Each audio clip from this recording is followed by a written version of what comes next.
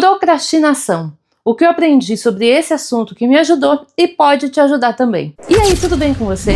A procrastinação é uma forma da gente se proteger, uma forma da gente não reviver uma dor do passado.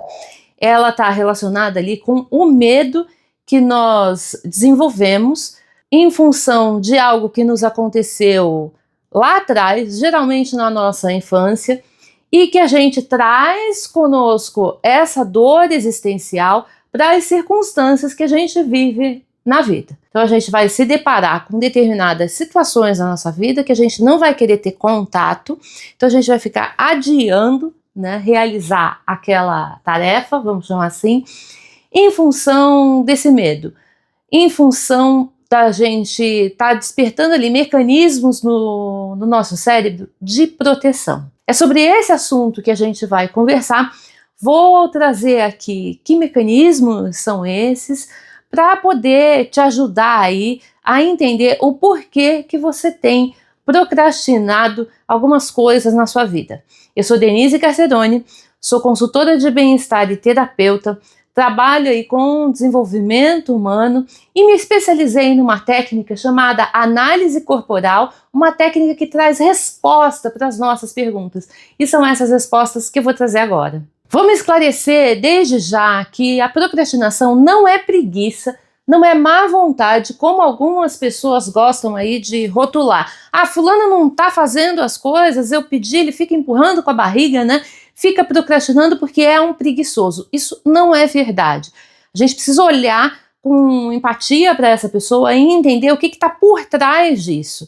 E como eu já expliquei, é um mecanismo de proteção. Do que essa pessoa está se protegendo? Do que você está se protegendo quando você procrastina? Vale lembrar que as pessoas têm razões únicas para procrastinar. Não é todo mundo igual, não é todo mundo pelo mesmo motivo. Isso vai ter relação com os traços de caráter que eu vou explicar aí logo a seguir. Todos nós temos 5 traços de caráter. Esses 5 traços de caráter eles são distribuídos de forma diferente entre as pessoas. Eles são formados ali entre a época da gestação e até a gente fazer uns 5, 6 anos. Eles são determinantes na forma que o nosso corpo vai ter. E quando eu falo forma, é formato mesmo, não tem relação aí com questões genéticas, tá? Tipo cor do olho, textura do cabelo. Vai se formar a partir do amadurecimento do nosso sistema nervoso. Então a gente vai, em função desse amadurecimento do sistema nervoso, combinado com situações que a gente vai vivenciar ali na nossa infância e a compreensão que essa criança teve sobre essas situações, é que esses traços vão moldando esse formato. Junto com esse formato, esses traços, eles moldam também a forma que a gente pensa, sente e age. E é isso, né, essa forma que a gente interage com o mundo que vai fazer com que a gente procrastine em algumas situações. Todos nós temos os 5 traços de caráter. O que nos diferencia um dos outros é que a gente desenvolve alguns mais do que os outros. Quando a gente coloca esses traços de caráter assim todos juntos a partir de uma ferramenta da análise corporal chamada mapa de caracteres, a gente consegue ver que os percentuais são diferentes. A gente vai ter mais de alguns traços e menos dos outros. Isso também vai trazer impacto no porquê que a gente procrastina. Antes de entrar, então, de fato, no tema procrastinação, como eu vou ter que falar dos traços de caráter, eu já vou fazer um aviso aqui para você. Então, presta atenção no que eu vou avisar agora. Os traços de caráter, eles têm nomes muito esquisitos, nomes que remetem a alguns problemas de saúde, alguns problemas mentais, alguns distúrbios, mas porque a gente ouviu falar e faz associações sobre isso, mas eles não têm nenhuma relação com esses problemas, eles não têm nenhuma relação com esses distúrbios, tá? Então já deixando claro que a gente adotou esses nomes pelo simples motivo de que o pesquisador, né, o psicólogo que pensou, que entendeu esses traços de caráter, deu esses nomes para eles. E não ia ser eu que ia mudar isso agora, tá? Então, Esclarecimento feito, vamos entender por que procrastina e qual a relação com cada um desses traços de caráter e veja se você se identifica mais com alguns deles. E aí depois pode colocar aí embaixo nos comentários para eu saber. O primeiro traço de caráter a ser desenvolvido, ele se chama esquizoide. E a principal dor desse traço, o que vai trazer medo para essa pessoa que tem esse traço alto, é a rejeição. Então veja, se você está se submetendo ali a executar alguma tarefa e que por algum motivo você pode ser rejeitado no momento, né, ou no término da execução dessa tarefa, pode ser que você comece a adiar para não sentir essa dor da rejeição. Então observa dentro da tarefa que você tem procrastinado qual o motivo, qual o porquê. Será que é a rejeição? Será que quando você terminar de executar essa tarefa, é isso que pode acontecer ou que você acha que pode acontecer? Porque quase sempre a gente acha, mas não necessariamente essa dor vai se realizar, né? Não necessariamente isso vai acontecer. Então veja aí se tem relação com a rejeição, que é a dor do traço esquizoide. O segundo traço a ser formado é o oral e a dor desse traço é o abandono.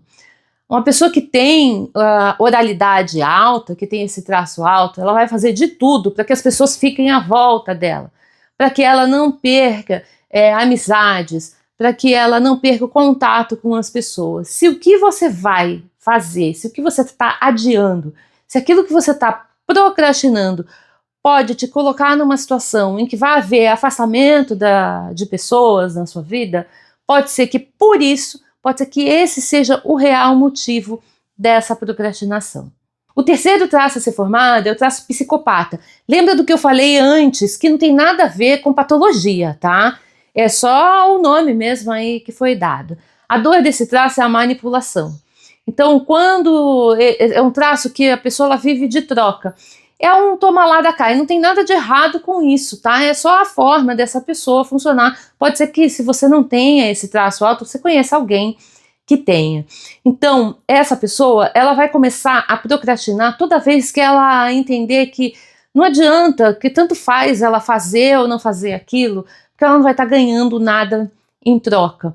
E às vezes é algo que precisa ser feito, mas que essa pessoa ela entra nessa dor de não vou receber nada, então começa a adiar, né, essa tarefa. Então observa aí se é por isso que você não está fazendo, isso não vai trazer nada, nenhum benefício para mim, tanto faz se eu fizer ou se eu não fizer, o resultado vai ser o mesmo para mim. A gente sempre olha para si, né, e aí acaba não fazendo, acaba empurrando com a barriga, deixando isso para lá. Isso pode prejudicar em outras áreas, por exemplo, se for algo importante para o teu chefe, né, no seu trabalho. Bom, o quarto traço a ser formado é o traço masoquista. Tá aí outro nome que é esquisito, que remete a outra coisa, eu já falei sobre isso, não vou repetir, tá? Mas esse traço, a dor dele é a humilhação. É um traço que dificilmente vai procrastinar, porque existe uma característica ali de planejar as coisas e de executar. Mas se esse traço perceber que ele pode cometer algum erro e que as pessoas podem julgá-lo, que as pessoas podem apontar o dedo e falar, você fez errado. Então isso pode ser um motivo para estar evitando aquela tarefa, para estar jogando aquela tarefa para frente, tá? É a dor da humilhação. O quinto e último traço é o traço rígido. A dor desse traço é a traição, e quando a gente está falando de traição, não é necessariamente com uma conotação afetiva, tá? Com uma conotação, por exemplo, sexual. É qualquer tipo de traição, é toda vez que essa pessoa que tem esse traço mais alto percebe que ela pode ser trocada, que ela pode ser substituída por outra. Uma outra questão é a comparação, né?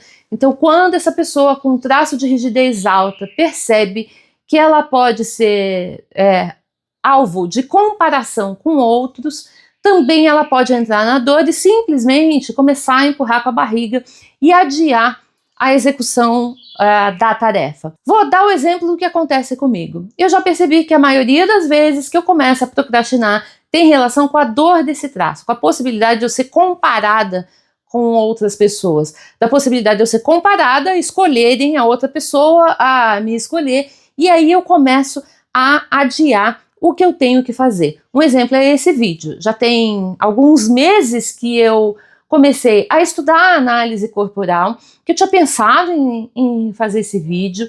O tempo passou, eu já consegui a minha certificação e estava empurrando esse vídeo com a barriga. Por quê? Porque simplesmente existem outros vídeos que falam sobre o assunto e as pessoas podem preferir assistir o outro vídeo e não me assistir, as pessoas podem me julgar porque estão me vendo aqui, então para que eu vou fazer, né? Isso é inconsciente. Eu entendo que isso aconteceu porque eu fui olhar para isso, para essa questão. E é isso que você precisa fazer. Quando você começa a procrastinar, tenta olhar para isso e entender de fato qual é o motivo verdadeiro de você estar fazendo isso. Você vai arrumar desculpa, tá? Você vai falar não, eu tô procrastinando porque eu tenho isso ou aquilo para fazer. Você vai colocar outras tarefas à frente dessa tarefa que precisa ser feita, dessa tarefa que você está procrastinando. No meu caso, por exemplo, é da limpeza e arrumação da casa. Minha casa, e aí você sabe, né? Limpeza e arrumação da casa não tem fim. A casa nunca vai estar perfeita, ela nunca vai estar super arrumada. E eu ficava pegando nesses detalhes, fazendo essas tarefas domésticas, e quando chegava no final do dia não dava tempo de eu gravar o vídeo.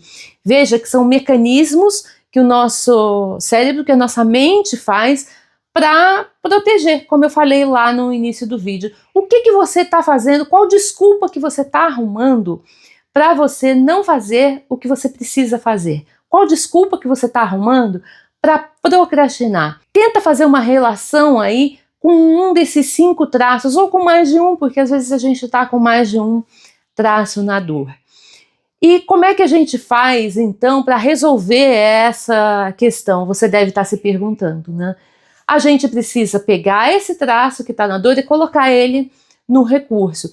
E existem maneiras da gente fazer isso. Cada um dos traços não é só dor, né? Cada um dos traços tem recursos, tem superpoderes e que são incríveis, e que quando a gente consegue colocar esse traço no recurso, quando a gente consegue usufruir desses superpoderes, a gente consegue realizar coisas incríveis, viver uma vida sem medo e muito mais feliz. Se você curtiu esse vídeo, já deixa o teu joinha. Se ficou com alguma dúvida, coloca aí embaixo que eu vou responder. Um beijo, um abraço e até a próxima. Bora parar de procrastinar.